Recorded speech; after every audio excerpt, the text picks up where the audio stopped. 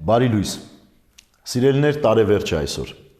և տարեվերջյան այսօրը յուրաքանչյուր մեկս անդրադառնում ենք մեր ընթացքին, մեր կարգավիճակին։ Մեկի համար տարին ավարտվում է և սովորական մի օր է 31 դեկտեմբերի և հաջորդ օրը հունվարի 1-ն է ուղղակի։ Անդրադարձ չկա, անհրաժեշտություն էլ չկա, ինչ է որ, ուղղակի օրը փոխվում է։ Մյուսի համար ավելի խորհրդավոր է, որովհետև փորձում է հասկանալ, թե տարին ինչպիսին էր իր համար։ Մեզ համար, քրիստոնյաներիս համար շատ գեղեցիկ անդրադարձի առիթ է։ Չնայած այն հոգևոր տոն չէ նոր տարին, բայց ամեն դեպքում մեզ առիթ է տալիս նայելու մեր մարմնավոր, նյութական, մեր այս աշխարհում եղած ընթացքը։ Աստված բազմաթիվ անգամներ տարվա ընթացքում մեզ հետ խոսում է։ Մեզ կանչում է դեպի իրեն։ Մեզանից մեր առջև պահանջներ է դնում, որպեսզի կարողանանք ավելի լավը լինել։ Երբեմն տեսնում ենք, պատասխանում ենք, երբեմն շրջանցում ենք, երբեմն փորձում ենք անուշադիր լինել, տկարանում ենք, բայց ամեն դեպքում բազում անգամներ Տերը փորձում է այդ հաշվետվությունը մեզանից ուզել, որպեսզի մենք կարողանանք ավելի լավը լինել, ավելի զորեղ լինել, մեր հոգևոր կյանքի մեջ ավելի մաքուր լինել։ Ահա այսպիսի մի հաշվետվության անդրադարձ է նաև մեր Տեր Հիսուս Քրիստոսի կողմից պատմված առակը Ղուկասի ավետարանի 20-րդ գլխի, որ բոլորիդ ծանոթ է։ Եվ սկսեց ժողովրդին ասել այս առակը. մի մարդ այգի տնկեց և այն հանձնեց մշակներին, իսկ ինքը երկար ժամանակով ճամփորդության գնաց։ Եվ հարմար ժամանակին մշակների մոտ մի ծառա ուղարկեց, որպեսզի այգու պտղից իր բաժինը տան նրան, իսկ մշակները ծեզեցին նրան ու ձեռնուն այն արձակեցին։ Տերը դարձյալ մեկ ուրիշ ծառա ևս ուղարկեց, նրանք սրան ևս ծեզեցին, անարգեցին և ձեռնուն այն ճանապարհեցին։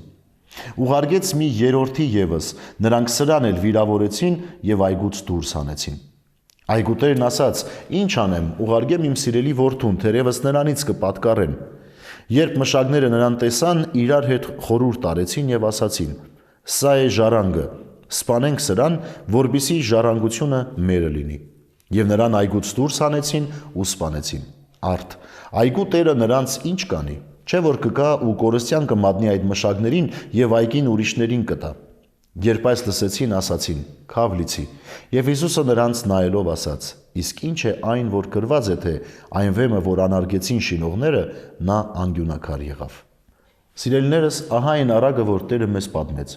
Բազմաթիվ անգամներ մեր Տեր Աստված մեր մոտ ուղարկել է իր ծառաներին, որպեսզի մենք որպես մշակներ կարողանանք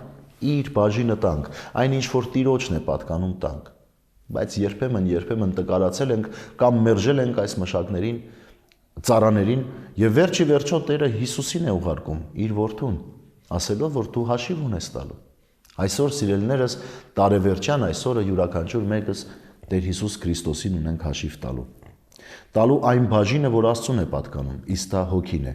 Դա այն է, ինչ Տերը մեզ նվիրել է, մեր հոգևոր ընթացքը, մեր հոգու գանձերը։ Ուրեմն մաղթում եմ, որ այսօր յուրաքանչյուր մեկդ մի պահ դադար տվեք ամեն ինչի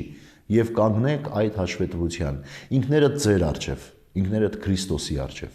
Մտածեք, թե ինչ ունեք նրան տալու, որ ամբողջ տարվա ընթացքում չեք տվել։ Մտածեք, թե ինչպես պիտի շարադրեք ձեր հաշվետվությունը, որ ձեր հոգին, ձեր խիղճը, ձեր միտքը հանգիստ լինի։